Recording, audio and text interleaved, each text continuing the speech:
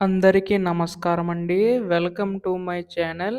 AP రాష్ట్ర వ్యాప్తంగా ఉన్న రైతు సోదరులందరికీ కూడా రాష్ట్ర ప్రభుత్వం అయితే శుభవార్త అయితే చెప్పబోతుందనమాట. సో, ఎట్టకేలకు మనకి ఈ యొక్క అన్నదాత సుఖీవ పథకం సంబంధించి గాను గ్రీన్ సిగ్నల్ అయితే రావడం అయితే జరిగిందండి.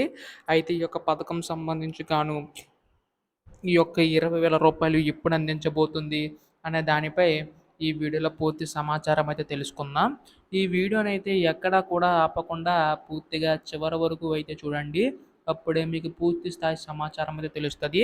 ఇంకా ఆలస్యం చేయకుండా వీడియోలోకైతే వెళ్ళిపోదాం. అంతకంటే ముందు చాలామంది వీడియోనైతే చూస్తున్నారు గానీ, సబ్స్క్రైబ్ అయితే చేసుకోవడం లేదు.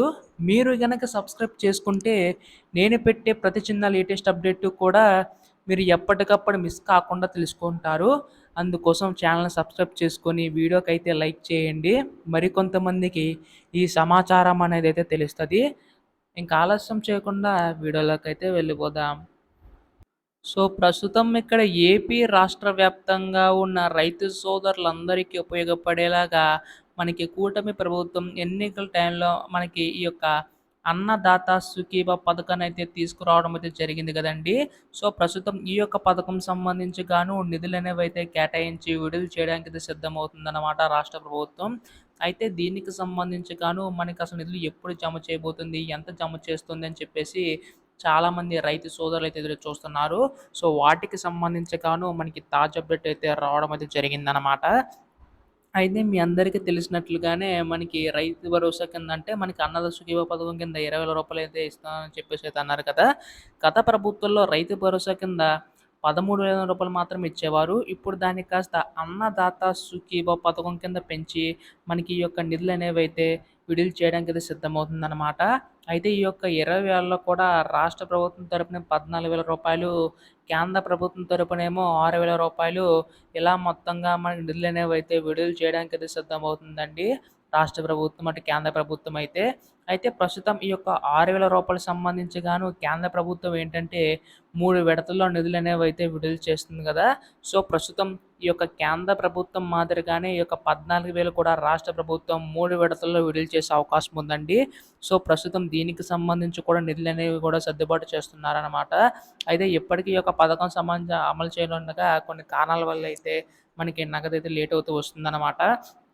ఎందుకంటే మనకి చాలా వరకు కూడా పంట నష్టపోయారు కదా! వాళ్ళందరిని ఆదుకోవడం కోసం ప్రభుత్వం ఏంటి నిధులు వారికైతే కేటాయించడం అయితే జరిగింది. సో, ఇప్పుడేంటంటే ఇన్‌పుట్ సబ్సిడీ కింద కూడా నగదు జమ చేస్తుందనమాట. సో, ఎట్టకేలకు మనకి అన్నదాత సుఖీభవ పథకం సంబంధించి కూడా నిధులు జమ చేయడానికైతే సిద్ధమవుతుందండి రాష్ట్ర ప్రభుత్వం. అయితే ఈ యొక్క 14,000 సంబంధించి గాను తొలి విడత కింద ఎంత జమ చేస్తుందని చెప్పేసి చాలామంది రైతు సోదరులైతే ఎదురు చూస్తున్నారు. అయితే ఈ యొక్క 14,000 సంబంధించి గాను చూసుకున్నట్లయితే తొలి విడత కింద మనకి రూ. 5,000, రెండో విడత కింద రూ. 5,000, మూడో విడత కింద రూ. 4,000 ఇలా మొత్తంగా రూ. 14,000 అనేవైతే జమ చేయడానికైతే సిద్ధమవుతుందండి రాష్ట్ర ప్రభుత్వం. అయితే దీనికి సంబంధించి గాను కొన్ని షరతులనేవైతే ఉన్నాయన్నమాట. అందరికైతే రావు. సో, ఎవరికైతే ఆధార్ కార్డ్, రేషన్ కార్డ్ కలిగి ఉంటుందో, భూ పట్టాదారులు ఎవరైతే ఉంటారో వారికి మాత్రం వస్తుందన్నమాట. అంటే కౌలు రైతులకు కూడా వస్తుంది. అలాగే మనకి దేవాలయ భూమి సాగు చేసే వారికి కూడా వస్తుందనమాట. అయితే ఇవన్నీ అందరికి వస్తుంది. కాకపోతే కంపల్సరీగా మీరు ఈ కేవైసీ అయితే నమోదైతే చేయించుకోవాల్సి ఉంటుందన్నమాట. అర్హులైన ప్రతి ఒక్కరికి కూడా వస్తుంది. ఎవరైతే ఈ కేవైసీ చేయించుకోలేదో వారికైతే జమ కావు. చేయించుకుంటే మాత్రం నో ప్రాబ్లమ్. చేయించుకోకపోతే మాత్రం మీ బంధుమిత్రులందరికీ కూడా వీడియోతో షేర్ చేయండి. సో, ఖచ్చితంగా అయితే ఈ కేవైసీ కంపల్సరీగా అయితే చేయించుకోవాల్సి ఉంటుంది. అంటే మీ యొక్క phone number, Aadhaar card, bank account 3 కూడా లింకప్ అయి ఉండాలండి. అలా లింకప్ అయితేనే మీకు ఒక ఖాతాలో ఏ అడ్డంకి లేకుండా అయితే ఉంటుంది. అలాగే ఎన్‌పీసీ లింక్ కూడా కంపల్సరీగా చేయించుకోవాల్సి ఉంటుంది. మీకు బ్యాంక్ అకౌంట్ ఉన్నా కానీ ఒక బ్యాంక్ అకౌంట్ కానీ ఎన్‌పీసీ లింకప్ అయితే ఉండవలసి ఉంటుందన్నమాట. సో, ప్రస్తుతం దీనికి సంబంధించి గాను రాష్ట్ర ప్రభుత్వం మనకి ఈ యొక్క మే 7వ తారీఖున క్యాబినెట్ మీటింగ్ సమావేశం జరగనుంది. ఆ రోజున మనకి ఎప్పుడు ఈ యొక్క నిధులు విడుదల చేస్తారని ప్రస్తావన వచ్చి మనకి ఫిక్స్ అయ్యే అవకాశం ఉందన్నమాట. సో, దానికి సంబంధించి ఎటువంటి తాజా సమాచారం వచ్చినా మీరు ఎప్పటికప్పుడు మిస్ కాకుండా తెలుసుకోవాలనుకుంటే మాత్రం వెంటనే ఛానల్ అయితే సబ్స్క్రైబ్ చేసుకోండి మిత్రులారా. ధన్యవాదములు. జై హింద్.